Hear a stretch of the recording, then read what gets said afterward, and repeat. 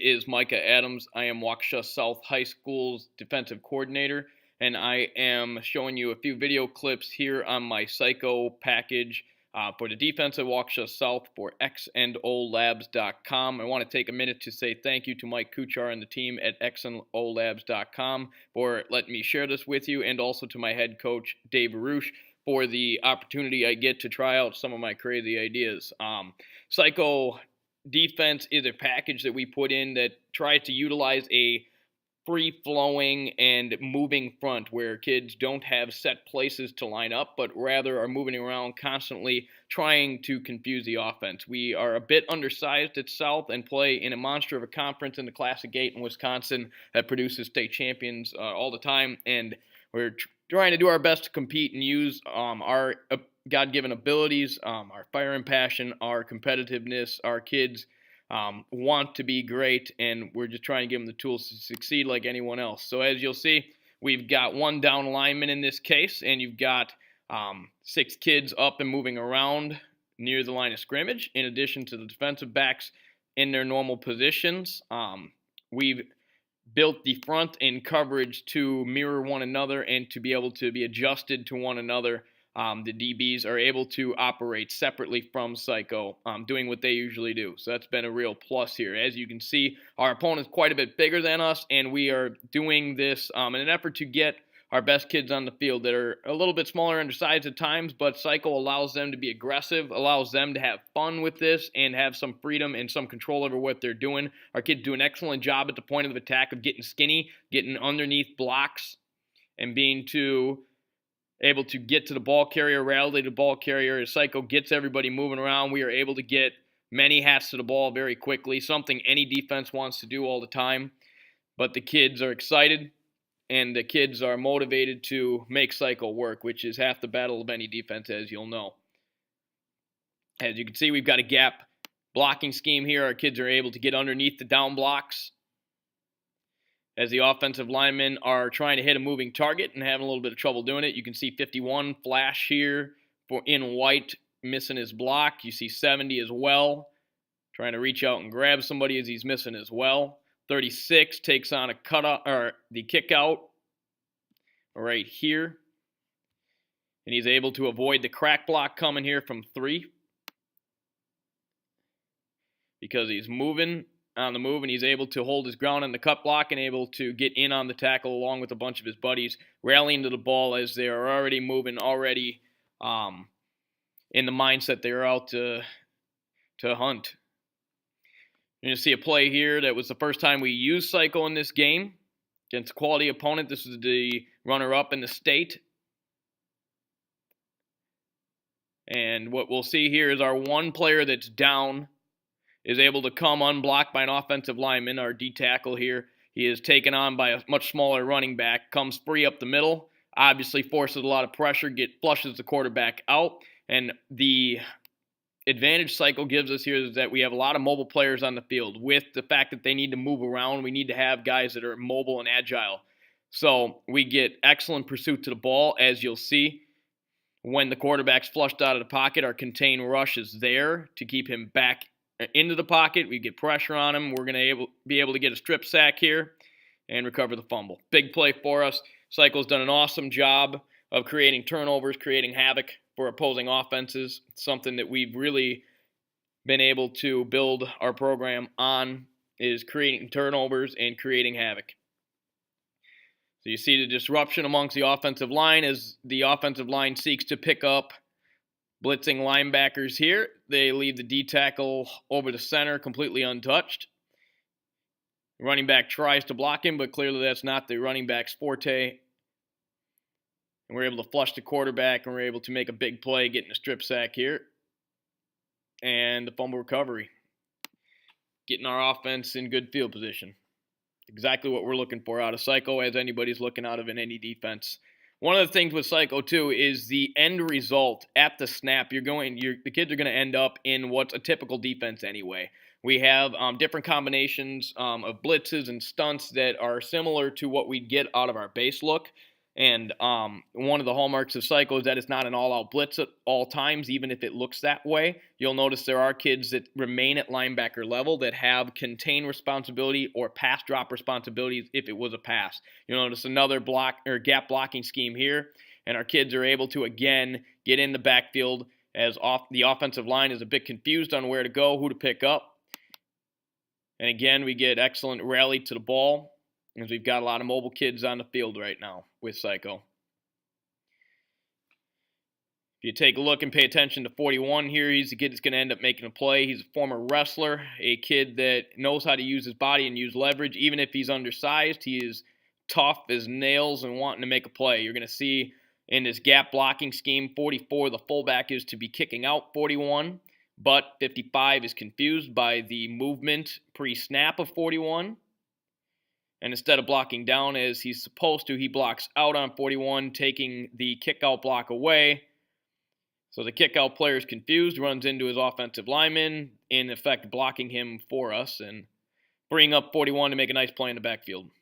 In addition, you've got, like I said, rallying to the ball. And our kids have disrupted a much bigger team than us and made a stop. See, you've got an option team here, another quality opponent we see in the tough Classic 8. And their flex bone kind of offense. You'll see the wing back in motion in a second here. And flex bone offenses obviously present lots of challenges for defenses, and we've got to be disciplined in the option attack, always having someone assigned to every player involved in the option play. You'll see Psycho, we're able to do this with the use of our wristbands as detailed in the article. Each kid has their assignment on their wrist, and that includes the player they have on option. So you'll notice as the quarterback works the mesh here, we found that Psycho makes it difficult for quarterbacks to establish who they're reading as kids are moving around, free-flowing at the snap. And our kids inside, even though they're undersized, are able to hold up well at the point of attack. The offensive line gets little movement. And you'll notice that we've got quarterback and two backs out here. We've got 3 players accounted for them out wide.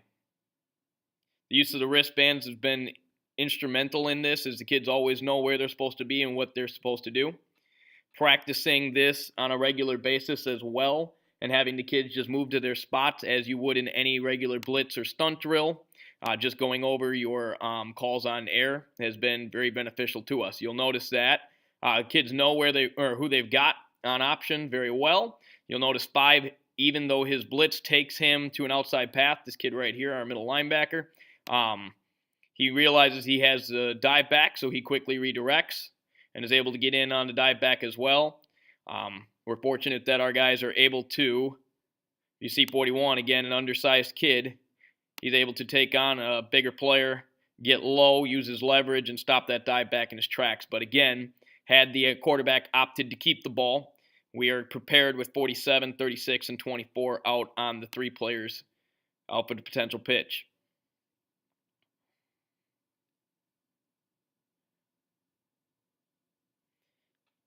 Okay, same situation against the flexbone team. 3rd and 15 here, if you'll notice.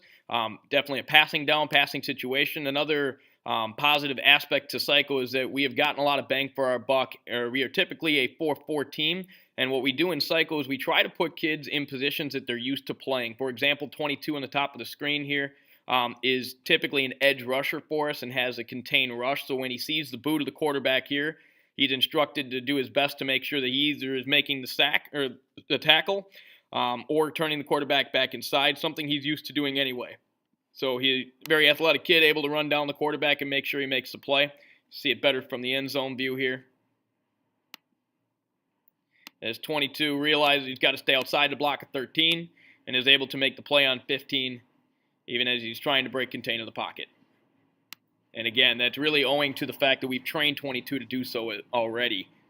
You'll notice here we've got a spread team and an empty set. So we have adjusted as well, playing kind of what looks like a nickel package. We've got 6 guys moving at the snap in our box, and we've got, in essence, 5 DBs. Okay, we have a screenplay here, as this was often a counter to the Psycho package, as teams would try to take advantage of what they thought was an all-out blitz. But you'll notice 44 in the middle of the defense here, our defensive tackle on the field here, recognizes what's going on, gets to the running back here, and is able to be there in case the pass would be completed. But as you'll see from the sideline view, the quarterback's under enough pressure as the offensive line has a hard time even getting a piece of anyone given the confusion at the line of scrimmage, that he has to make a throw over some bodies, and it makes it difficult. So you see the quarterback's antsy trying to get rid of the ball quickly as he doesn't know who's coming or where they're coming from, makes a poor throw. Same game, same situation with the nickel package, even though they've got it back in the backfield. You'll notice better from the end zone view that we get deep penetration here, but what you can see well here from the end zone is that you've got two offensive linemen coming up on our safety as they are unable to block defensive linemen and linebackers moving around in our cycle package. I think any defensive coordinator will tell you that two offensive linemen and a safety is a win for the defense and something we're always looking for. So if you look here, we've got a gap running scheme here out of the offense, and they're looking to take on a man, but they don't know what man to take as the kids aren't lined up. And they're moving around at the snap. So at the snap happens, we get penetration out of 11, 52, 5, and 41 all in the backfield. Quarterback keeper here, and we've got multiple guys in position to make a big tackle for loss on 3rd and 3. Get a big stop.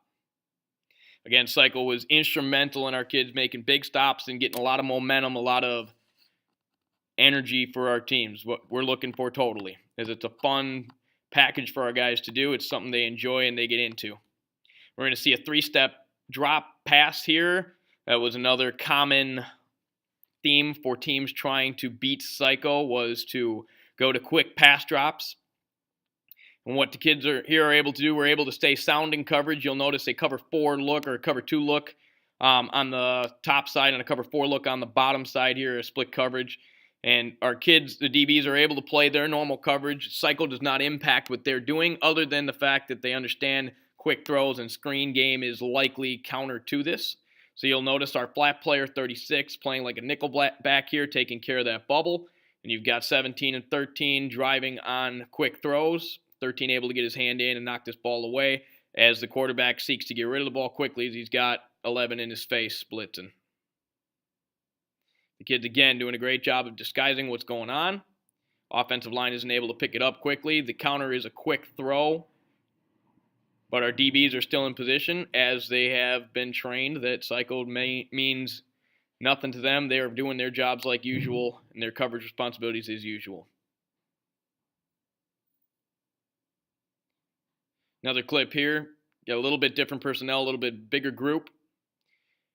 Another important aspect of Psycho is making sure that we have good contained players as another response we've seen to Psycho is to try and get outside of all the milling around in the middle. If your offensive line is having a hard time picking it up inside teams to try to get outside on us, so this is something we drill every day, all the time, making sure the contained players in Psycho are there. 36 is typically a contained player for us and is somebody that's there ready to make the tackle on this inverted veer, what looks to be a stretch style run. You can see it from the sideline here. Despite the fact that 36 is moving around, he knows he has contained, gets there at the snap of the ball, and is able to make a play on number 40.